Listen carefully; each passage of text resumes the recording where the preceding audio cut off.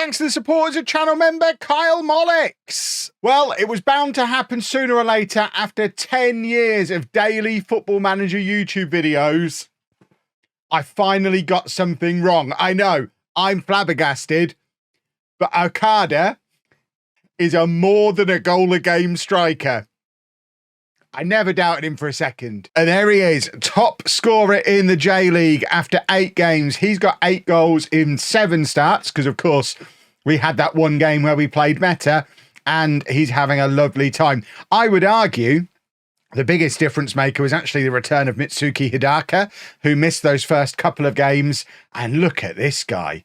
9 goal contributions in 7 appearances, averaging a 7.67. He is incredible. And as you can see, we are doing very well. 8 games in, we're 3rd in the league, 5 points off the top of the table, but we do have a game in hand and a better goal difference than the team who are directly above us. We have done some more transfers since the last episode as well. And there's been a few more of the fringe guys who've been sent out on loan or sent out for tiny fees, but we've been spending some money, mainly on more defenders. I think we signed Fujiyoshi in the last episode, and we needed more. So we've got Osumwen Agbe, who's a Nigerian international centre-back, only 5'9", but still a Nigerian international centre-back. He's actually come in from Wanthong in Thailand. It's quite nice to be able to go and raid some of the bigger teams in Thailand for players who didn't want to, who would never have come to me while I was managing in Thailand. Frustratingly, similar to what we saw when we were in Thailand, it seems players don't want to take Thai nationality. If he'd have taken Thai nationality during his, 6 years at Wanthong, he would now not be cast as a foreign player for us. But for whatever reason, players don't become Thai. And it is very frustrating. So he does go towards our foreign player count. We've signed another defender, Yosuke Mine, who's a 5'7" centre-back. They get smaller.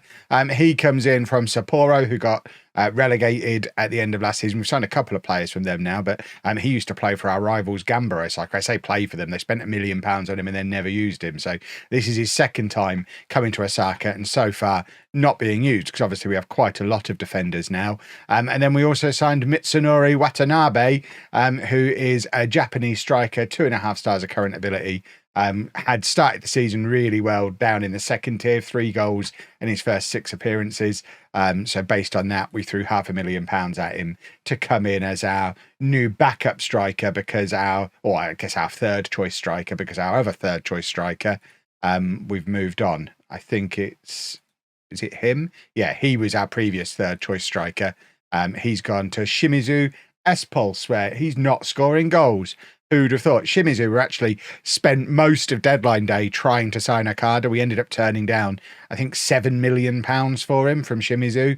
But I mean, how could we let him go? Like I said all along, exactly my kind of guy. 5'3", not hugely quick, wants to play as the support striker, but we've got him playing in this advanced forward role, and he's having a lovely time. 1 more goal and he's equaled his best ever goal return on a season before getting to double figures on matches, which is absolutely bananas. So with us in very good form, although we have been knocked out of the J-League Cup, which is not ideal because that has actually upset the board a little bit. Just a straight failed. You're a failure. And I'm also struggling to work within my wage budget, apparently, which can we just... I mean, it's because we've got several players who we've agreed to sell, but they don't actually leave yet. If we have a look at the players who are on their way out of the club, between these 3, he's 11 grand a week in wages. He's nearly 12 grand a week in wages. He's another 5. So there's like 27,000 pounds off of wages sat there, which of course does bring us back below the wage budget, but not until they actually leave. So we're not going to worry too much about that. There's plenty of money in the bank. And today we play FC Tokyo on the telly, no less, and Oita Trinita, who are rock bottom. I think we might actually not show you that one. We'll show you Tokyo. I might do that one off camera and we'll find a more interesting one. There must be a more interesting game I can show you. Urawa Red Diamonds or Yokohama. Are either of them any good? We might show you the Urawa Red Diamonds because they're right up here with us in this race for Champions League qualification. It would be wrong of me not to check in on the Gamecocks. I haven't actually done it. This is a strange route to get there, but let's see how the Gamecocks are getting. Oh, bless them. Oh, they're going to get relegated. Oh, that's not ideal. Obviously, we did steal 2 of their best players. They've not reinvested the money very well at all. They're going to get relegated. How are the Raging Mackerel doing without me? Let's drop down, see if we can find... The Mackerel might come back up again, so I guess that's a thing. The Mackerel are doing all right. Putt Lane's now the captain. He hasn't scored yet. I mean, how do you go from that in the top league to that in the second tier just because of a change of manager? I really am the special one. Let's head to Tokyo. I could probably pick Tokyo out on a map, but what I don't know is where FC Tokyo's Chofu Stadium is. So let's go find that. And it's a good job I didn't have to try and pick it out on a map, because actually it's well outside of Tokyo. I had to do a little bit of Googling. Apparently this is the Chofu Stadium. It's actually called the Ajinomoto Stadium in Chofu. I guess maybe is that a sponsorship thing so it doesn't make it into Football Manager? I don't really. They've got the J-League license. I don't understand. But yeah, it's well outside of Tokyo, although apparently this is still Tokyo as well. Maybe I don't understand what or where Tokyo is. But let's go and have a look at the stadium. It looks like it's part of an enormous sports complex that also involves an airport. I mean, how many sports complexes have a runway in them? But they've got so many different multi-sport arenas and things set up in here. But I think the actual stadium, it's not the Family Mart, the convenience store. I think it's this one, which does look like a very nice stadium surrounded by more very nice stadiums. But look at this. This is a beauty. Let's see if we can have a look at it from the pitch. There you go. We can stand right on the centre circle. Why does the centre circle blue man never take you to the centre circle? Who is messing with me at Google? Let's try that again. Let's try and go there. Right. We're still not on the pitch, but oh, hello. So these two took the photo on their Insta 360, presumably. Let's try another one. I want to actually have a proper look around. I don't want to see them two having a lovely time at the football. There you go. This is the view that I wanted. I mean, this is a nice ground. Not much grass on that pitch, is there? Goodness me. And there is an enormous amount of space between the edge of the not very grassy pitch and the stadium. This is basically another pitch. It's not unusual to see a running track around a football pitch, but this is like an AstroTurf pitch surrounding the grass. Presumably this is so they can do baseball or something like that in the same stadium, because I think that's a thing in Japan, isn't it? They are quite big into their baseball. So I guess having the stadium that kind of shape allows you to do baseball there as well, would be my guess. I'm sure somebody in the comments will tell me that I'm wrong and it's actually like that for a completely different reason. But let's have a little drop down out front as well. In the underfloor car, no, not the car park. I just want to see the stadium from outside. Is that too much to ask? We'll have one more attempt at this. Let's go here and see if we can see the stadium in the background. There it is. This is what I wanted to see. It looks very nice. Not many people in the car park. Obviously not a match day when this was taken. I want to know how the person who took the photo got here. He must have walked up. Vending machines. There you go. Now I know I'm in Japan. That is my first sighting of vending machines, which anyone who knows me knows I do want to go to Japan. And the main reason I want to go there is the vending machines. So I'm going to get giddy every time I see them. But we're not just here for vending machines today. We are trying to get a result against FC Tokyo. FC Tokyo are a team who are expected to finish mid-table, similar to us, but have started the season not too badly, similar to us. We want to carry on our lovely form and go and beat them. And this is our team. And very sadly, my two Gamecock boys don't really make it in because this is kind of what we've fallen into as our starting 11. Rivero in goal, a back four of Auer, who is going to be leaving, and I'm kind of semi-regretting letting him go, although I guess when he does go, we can just drop Yoshinaga back to left back and draft someone else in to play as DM. But Auer is on his way out, but has started pretty much every game for me and played pretty well as well. But he's going to be at left back. Takasu and Agbe at centre back, with Fujiyoshi at right back. The aforementioned Yoshinaga at the base of the midfield, with Yano and Hidaka ahead of him. Shibayama's on the left. Tomita is on the right today because of... Why is he on the right? Is it a suspension or an injury? I can't... Past Kev picked this team yesterday. Why is Uehara not in? Paskev, talk me through this. Why is Uehara not in the team? I mean, he has been injured and suspended lately. There's no logical reason for him not to play today, though. So let's fix Paskev's former mistake. Uehara comes back in. And of course, Okada up front. Meta has had that one good performance that was in the match that you saw in the last episode. Since then, it has been Okada's show. Okada started the next game because he didn't want to completely give up on him, and he scored a first half hat trick. And from then, it was like, oh well, I guess Okada's my man then, and he's continued to be awesome since then. Right, over on the right hand side, Yano plays it in, looking for Uehara. I think he's won a penalty. We are pointing at the spot, and fingers crossed the referee's not going to mess with me. I don't really know why we need to go to VAR. It was always going to be given. Of course it was always going to be given. And I think that is Okada stepping up to take it. It's not. It's Shibayama. They're both very little with a lot of numbers on their back. Shibayama, 5th goal of the season for him, 1-0 to us. And we continue to perform well above expectations. I mean, there was a spell a couple of matches ago when we were briefly top of the league. I'm not expecting to actually have a sustained title push this season.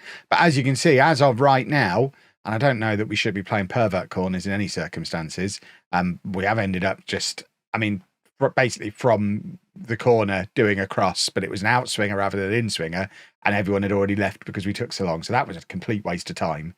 But yeah, we are only 2 points behind Vissel Kobe as it stands, and obviously we do have to play them yet. But I don't actually expect to be in a title race. I am at this point thinking we should probably be qualifying for the Champions League this season. It was the goal at the start of the season anyway. And based on how we've started, I haven't seen anything that leads me to want to change my mind about that being my goal. That's a poor pass. That might change my mind. But they've taken so long to counterattack. We've kind of got ourselves back into position. And Yoshinaga did come in to intercept, but weirdly just let it go again. I mean, he'd done a great job as a holding midfielder and then just threw it all away. I need to understand what's gone on here. So we're keeping an eye on Yoshinaga, our most valuable player. He's done a great job tracking back, intercepts the ball there. But rather than taking a moment, clearing it behind the goal, he just kind of dinks it out to their player who hits it first time into the back of the net. I mean, it's an assist for him, if nothing else. That's madness from Yoshinaga. Maybe we do need to get him at left back so he can do less damage, or sell him to Saudi Arabia where he wants to go. We could probably get £10 million for him. And based on what he's just done there, yeah, I'll take the £10 million for him. We can play Tamba at the base of the midfield. At least he's not going to do that. Oh my word, another madness of a pass. We get away with it this time. Shibayama playing it forward to Hidaka, who flicks it onto Okada, who is in. And unfortunately, can't keep his shot down, but it was good link-up play between Hidaka and Okada, which we've seen a lot over this run of 6 or 7 matches that we've had since the last episode. Those two have formed a lovely partnership, which is why we've lost Meta and Tamba from the starting 11, because those two have kind of assumed those roles and are doing it better. Shibayama gives it to Awa, who's on the overlap, and I'm actually thinking with Awa going to be leaving, maybe I should be training Glavaki to play left back. I mean, he's definitely my kind of left back. Oh, what a goal from Shibayama, because he isn't getting in on the left wing ahead of Shibayama the way he's playing at the moment. I know he's like 31 years old, I think, so he's not the forever solution. Glavaki's still only 19. I expect to take over next season, maybe. But in the meantime, I want Glavaki to continue to get game time, to continue his development. Maybe he should be playing left back. What's his tackling like? 4. That's plenty. That is plenty of tackling for a fullback. Obviously, fullbacks aren't really there to defend anyway. They're just extra wingers. So we might get him doing that. That might be my next masterstroke, because he's a big, strong, physical boy. I don't think he needs to be able to tackle. He just needs to be able to get on the overlap and wreak havoc going forward. And Yoshinaga's basically a left back. He can drop back in and cover. It's the trend in football at the moment to have your fullbacks that invert. I want a guy who starts at DM and inverts back to fullback. What's that called? Is that a position that exists? I want that position. I want Yoshinaga to start here and end up here with Glavaki pushing forward. I don't think that's a thing you can do. Let me know in the comments if that's a thing you can do in the match engine.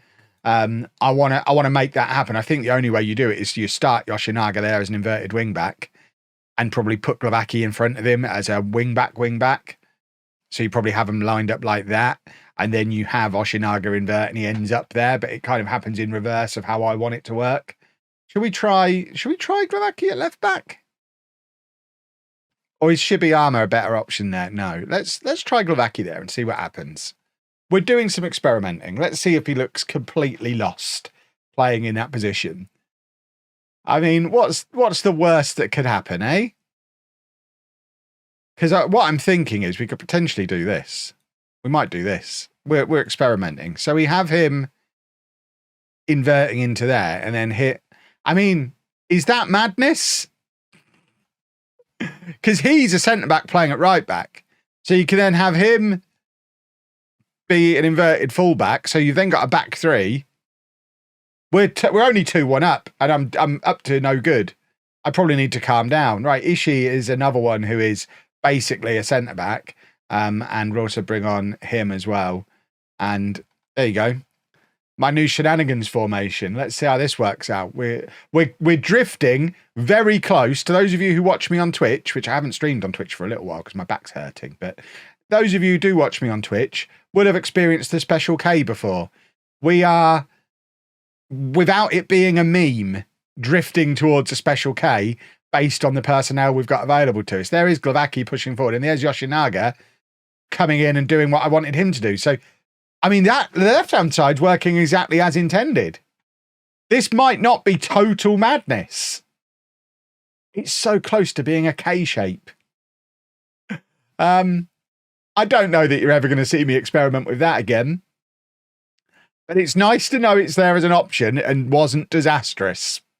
Right, I'm going to play Oita Trinita off camera and we'll be back for the next interesting game. Well, I think I got a little bit too big for my boots, got a bit too clever and rotated quite heavily in this match. It didn't go to plan. Meta did score again, so he is pretty good, and Tomita was excellent. But the rest of the team was fairly rotated. I mean, not even massively so. I mean, we've taken the 2-star men out and we've ended up struggling. I mean, we absolutely bombarded them, but just didn't have the finish. Talk about being FM'd. Goodness me. But we are back for Urawa Red Diamonds. We're second in the league. They're 7th in the league. This is where they live. The Saitama Stadium 2002. It looks like it's another circular one, presumably circular for the same reason. I don't know where Urawa is. I say, to be fair, that's basically as far from the centre of Tokyo as the other one was. We're just going to hover around Tokyo a lot, I think. Let's have a look at it from the aerial view. That is an interestingly shaped football stadium. I don't know why they've all got 2002 in the name. Was that the World Cup, the Olympics? Tokyo 2020 Olympics. Was it 2002 the World Cup was over there? Is that why they're calling it that? They're presumably built for the World Cup? In which case, even more baffling that it's such a strange shape. I mean, it's a lovely stadium. Lots and lots of stuff going on the sides. Looks like they haven't even put the seats in up there. Is this Milton Keynes Dons? Where they haven't bothered putting the seats on the top tier because no one would ever go up there. But then there's almost nothing behind the goal. It's like the opposite of what an English football stadium would be like. Are they seats? It looks like there's seats there and then a wall that's made to look like it's got seats on, but it looks like it goes straight up. It's very steep, isn't it? It's a lovely stadium. Let's go and win a football match there. And this is the team we're sending there to do it. It's like a hybrid of the team from the last 2 matches. Tomita was so good in the last game. He's going to stay in. Otherwise, I think it is the 11 that started the previous game with the likes of Okada and Hidaka coming back in after they sat out a game in which, weirdly, our 2 top goal scorers didn't play in it. And we created a load of chances but couldn't score. Who'd have thought you need your best goal scorers in the team in order to score goals?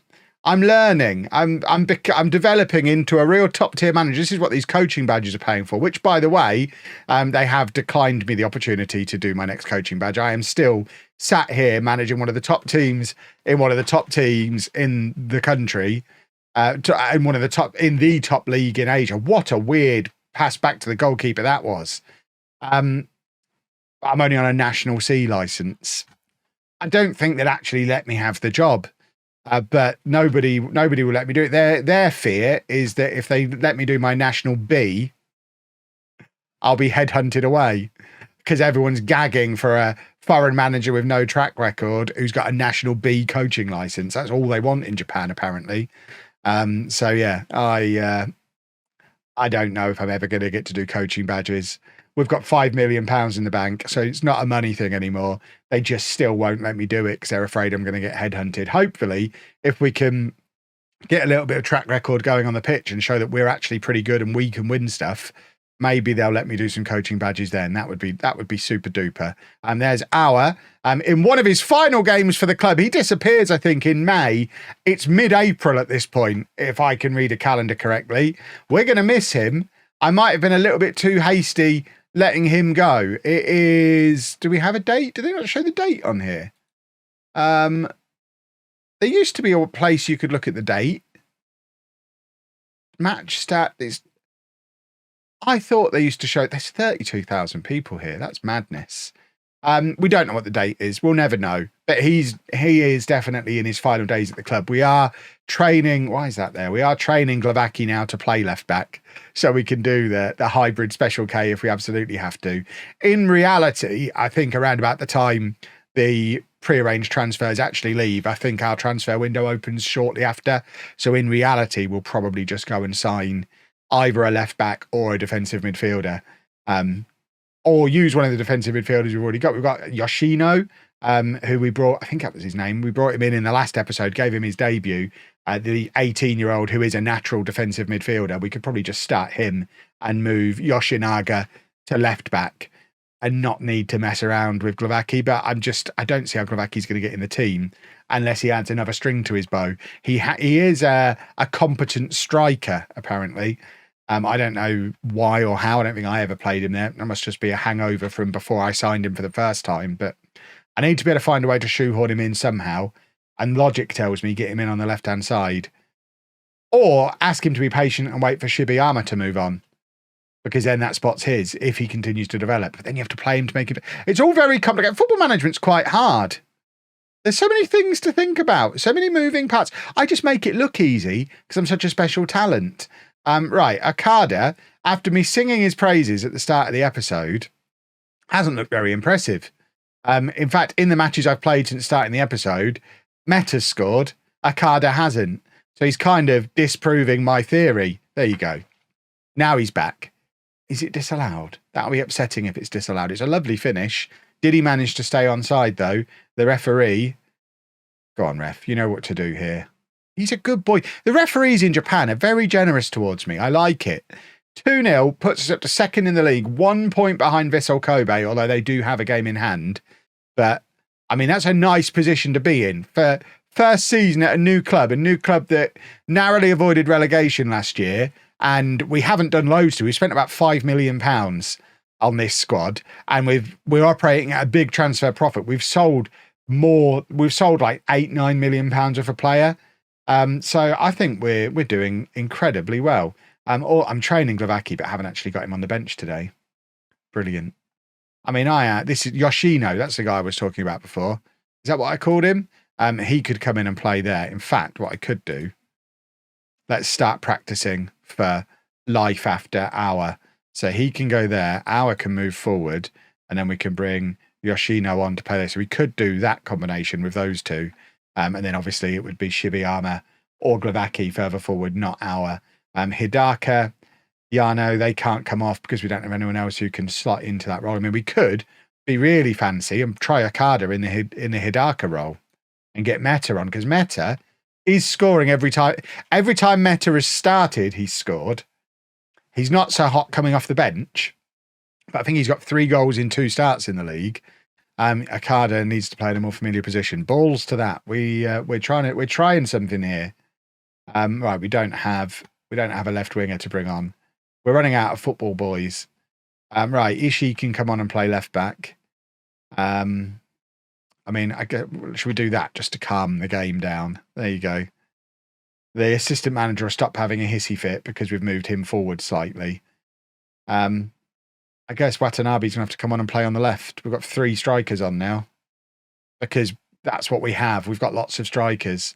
We probably don't need 3 strikers who are all good enough to play, but I guess we're going to have to use them if we're going to keep them all happy. So here I am using them. Look at me being a proper manager. Right. Fujiyoshi, who of course is a centre-back. We've got so many players playing out of position. He's a centre-back playing at right-back. I've come to Japan and I'm trying to Arsene Wenger everything. I'm just moving everybody around. And there you go. Yuki Meta is a good Kev-style centre-forward. But Okada can't stop scoring. Are we going to have to switch up to a front two? Because that's the other thing. If and where, well, there's no if. When Auer leaves, if we do end up moving what's his face to left back, we could just go 2 up top and play Okada and Meta together, either in a 4-2-3-1 with Okada in behind, or just a straight up 4-2-4 with those two as a traditional big man, little man, proper strike partnership, which I haven't done for ages. Quite like the idea of that. And then you just need the 2 in midfield. The only problem is both of those options are going to kind of nullify Hidaka, who is at his best bursting out of midfield. And he's not really going to be able to do that if he's playing in a football slang alert, a double pivot. Oh, I'm a football wang. So yeah, there's lots of options, lots of thinking to do. Despite the fact we're second in the league, I'm still not really sure what my best team and my best tactic is, but we're doing all right. Imagine how good we're going to be when I know what I'm doing here in Japan. Look at us go. If you've enjoyed that, please make sure you leave a nice big thumbs up on there for me. Subscribe to the channel for daily Football Manager videos.